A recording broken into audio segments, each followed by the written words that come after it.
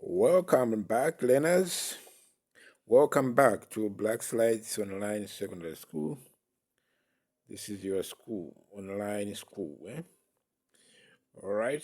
So once again, welcome. I welcome both old and new students. All right. We are excited here at Black Slides. We're excited to have as many students as possible joining us of late. All right, the numbers are growing. We still have places in Form 3 and Form 4. In case you'd like to enroll in our main class, don't hesitate to contact me in particular on these numbers shown. But if you have access to email, you can also send me an email address on this email address here, shared here. We should be able to come back to you. All right, we continue looking at methods of detecting nuclear radiation. So far, we've looked at one method, which is the photographic film, the use of the photographic film. If you missed that part, please go back to the previous lesson in which we introduced the methods of detection, and we also justified the need to find a means of detecting radiations, because we said that nuclear radiations are invisible and also do not have smell. Therefore, we need to devise a means of detecting them. So one way is to use the photographic film. All right, when the photographic film is exposed to nuclear radiation, the film changes color. It becomes black. And the intensity of the black color indicates the intensity, the amount of radiation being measured at that particular point. All right, so welcome, students. We continue looking at the methods of detecting nuclear radiation. We talked about all this before. All right, so we are going to look at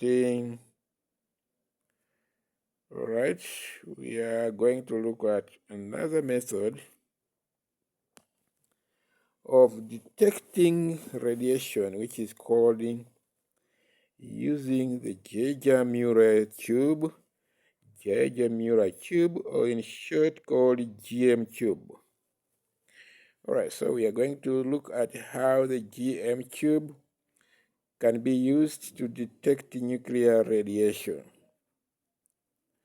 The Geiger-Müller tube, or in short the GM tube,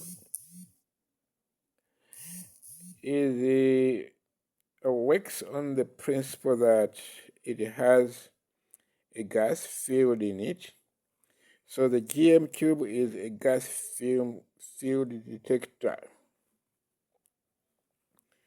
The GM tube is filled with gas. All right. So this gas becomes ionized when radiation enters it. So when radiation enters the GM tube, it is going to ionize the gas molecules, meaning the gas molecules will be turned into ions. All right, remember that different nuclear radiations have different ionizing effect, with alpha radiation being most ionizing compared to beta and the gamma. All right, so the high voltage across the electrodes causes an avalanche. Avalanche is just a huge group of electrons producing a pulse, or something like a wave producing a pulse or a wave, a short wave. All right. So each pulse Each pulse is counted and often heard as a click on a loudspeaker. So we are saying this is the principle on which the GM tube works. We are saying inside it there is a gas, all right? And the gas becomes ionized once radiation enters it. Okay, now one part of the tube is made positive, highly positive, while the other one is made highly negative, which creates a very high voltage. So this voltage causes a huge group of electrons, which is called an avalanche, and it produces a pulse. A pulse is like a short wave. All right, so each pulse is counted and often heard as a click on the loudspeaker. So in other words, the GM tube is connected to a loudspeaker to produce a sound, a clicking sound, when a radiation is being counted. All right, so in case they ask you in an exam to explain the principle on which the GM tube Mueller works, GM tube works, so you have to indicate that the GM tube is filled with a gas. When radiation enters it, it ionizes the gas molecules. A high voltage across the electrodes, usually the anode and the cathode, the anode being positive electrode and the cathode being negative electrode. This will cause a very huge amount of electrons, which produces a pulse like some kind of a very sharp wave. So each pulse is counted and often heard as a click, So it goes like two, two, two, two. Those are counters, counts. The counts of the amount of radiation being detected. Okay, so that's basically the principle on which the GM tube works. So how does a GM tube work? All right, a question can come in section B of your paper 1 physics. Describe how a GM tube works to detect radiation, to detect nuclear radiation. All right. So radiation enters through a thin window, which is called the mica window, or a similar material. Mica window. You appreciate this in a diagram which we have in the next slide. So radiation enters through a thin window. Gas molecules inside the GM tube are ionized, meaning that electrons and positive ions are formed. Then a high voltage accelerates electrons. This is called avalanche effect. All right, then a pulse, which is a short wave, is generated and sent to a counter or speaker. Each pulse corresponds to one particle detected. Yeah, so this is how a GM tube works. In case they ask you in section B, you should be able to answer such a question without problems with these guidelines. All right, and in most cases, this kind of question may carry 5 marks. So you have 5 marks for these points when they're fully and satisfactorily raised. All right, so diagrammatically, this is the GM tube. This is the GM tube. All right, so like we mentioned, there's a thin window here which is called mica window. It has to be as thin as possible so that radiation can easily pass through it. So the source of radiation is placed just within its already seen it, eh? So let's say we have a source here. This is the source. So radiation is going to travel like that and reach the mica window. Upon reaching the mica window, the radiation is going to enter the tube. All right? So we are saying the window needs to be as thin as possible so that radiation can enter there. So like I mentioned, one end of the tube is highly negative, which is the cathode. The cathode is negative. All right. And then we have the anode. The anode. The anode, which is positive. This one here is a highly positive. Eh? All right. So one end is a positive, while the other end is a negative. This creates a very high voltage.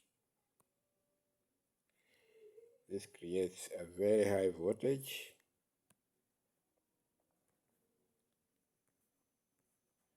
All right, so one end is positive, the other one is negative, whichever way this is shown, demonstrated. All right, we need to show this end here as being positive. Yeah, the other end is negative. The positive end, which is the central rod there, is called anode. And then we have the cathode here. And this is the anode. Please take note of the parts. So the anode and the cathode will create a huge voltage, which creates a high voltage potential difference. And this creates an avalanche of electrons. Very huge group of electrons. So when radiation enters here, the gas inside it is going to be ionized or turned into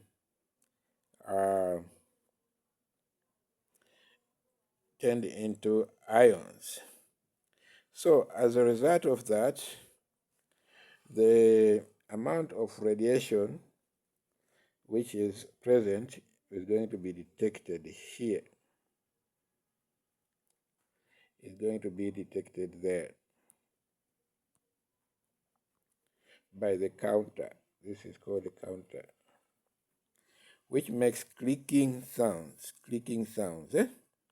And so it is those clicking sounds that are counted in order to determine the level of the presence of radiation.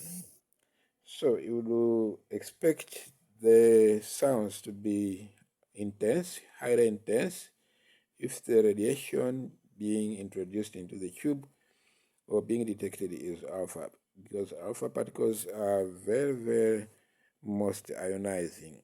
So it means as many gas molecules as possible be ionized, and this would form a huge group of sparks or counters, counters, and the speaker or the detector would detect those counters in order to determine the level of the radiation being introduced. So potential questions that can be asked here is why should the mica window be as thin as possible? All right, so that radiation can easily penetrate into the tube. Secondly, why should the gas inside be at low pressure? All right, so that it should allow for the smooth moving of particles in the tube. If the gas is at a high pressure, it will be difficult for radiation to get into the tube there. All right. Okay, so the use of the cathode and the anode is simply to create a potential difference which creates an avalanche of electrons to facilitate the ionization of the gas inside it when radiation enters. And then we have the counter here to detect the amount or the level of radiation. All right, so make sure you know, as an exam tip, make sure you know the structure of the GM tube. You draw it, make sure you draw it nicely and beautifully to get the allocated marks where there is need for you to draw one. Draw one. All right, so we use the GM cube just to explain to students as a classroom demonstration in which students will hear the clicks as radiation is being detected.